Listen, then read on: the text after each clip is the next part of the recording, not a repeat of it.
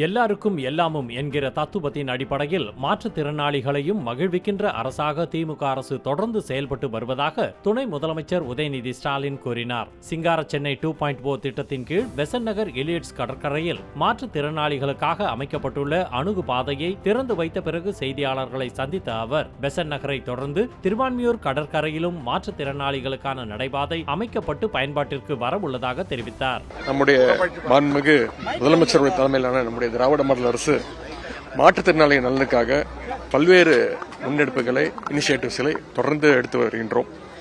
குறிப்பாக எல்லோருக்கும் எல்லாம் என்ற தத்துவத்தின் அடிப்படையில் மாற்றுத்திறனாளிகளுக்கும் எல்லாம் கிடைக்க வேண்டும் என்று நம்முடைய அரசு தொடர்ந்து செயல்பட்டு வருகின்றது முதலமைச்சர் தலைமையில். அதன் ஒரு பகுதியாக தான் கடந்த ஆட்சி அமைந்தவுடன் கடந்த 2021ஆம் ஆண்டு மாற்றுத்திறனாளிகள் ஒரு கோரிக்கை வச்சாங்க. சென்னை மெரினா கடற்கரையில் மற்றவர்கள் போல மாற்றுத்திறனாளிகளும் கடலுக்கு செல்ல வேண்டும், கடல் பக்கத்தில் செல்ல வேண்டும், அந்த கடல் அலைகளில் அவங்களுடைய கால்களை நினைக்க வேண்டும், அதற்கான வசதிகளை ஏற்படுத்தி தர வேண்டும் என்று கேட்டுக்கொண்டார்கள். உடனே நம்முடைய முதலமைச்சருடைய கட்டளை ஏற்று அந்த பணிகளை நாங்கள் செய்து முடித்தோம். மாற்றுத்திறனாளிகளையும் கால் நினைக்கின்ற அந்த வகையில் பிரத்யேக நடைபாதை அமைக்கப்பட்டது. அந்த நடைபாதை அமைக்கப்பட்ட பிறகு ஒவ்வொரு நாளும் ஆயிரக்கணக்கான மாற்றுத்திறனாளிகள் மெரினா கடற்கரையில் அவங்களுடைய காலை நினைத்து அது ஒரு வித்தியாசமான ஒரு புதுமையான அனுபவத்தை அவங்க தொடர்ந்து அனுபவித்து வருகின்றார்கள். மகிழ்ச்சியை எங்களுக்கு வெளிப்படுத்தி வருகின்றார்கள். மெரினாவில் மாற்றுத்திறனாளிகளுக்கு கிடைத்த அந்த அனுபவம் மகிழ்ச்சியும் இங்கே பெசன்ட் நகர் கடற்கரை பகுதியிலும் கிடைக்க வேண்டும் என்று மீண்டும் கோரிக்கை வச்சாங்க. எனவே இங்கேயும் அந்த பிரத்யேக நடைபாதை அமைக்கும் பணிகளை நம்முடைய முதலமைச்சர் அவர்கள் கடந்த ஆண்டு ஆகஸ்ட் மாதம் தொடங்கி வச்சாங்க. சுமார் 1,61,00,000 ரூபாய் செலவில் இந்த நடைபாதை அமைக்கும் பணி துவங்கப்பட்டது.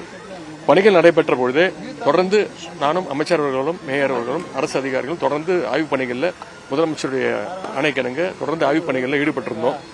6 மாதத்தில் அனைத்து பணிகளும் நிறைவு பெற்று தற்போது இந்த வசதியை திறந்து வைக்கின்றோம். 190 மீட்டர் 190 மீட்டர்ஸ் இங்கிருந்து கடலுக்கு செல்கிற இந்த நீளமும் வித் 2.80 மீட்டர்ஸ் அகலமும் கொண்ட இந்த நடைபாதை கடல் அருகே செல்லுகின்ற வகையில் அமைக்கப்பட்டுள்ளது.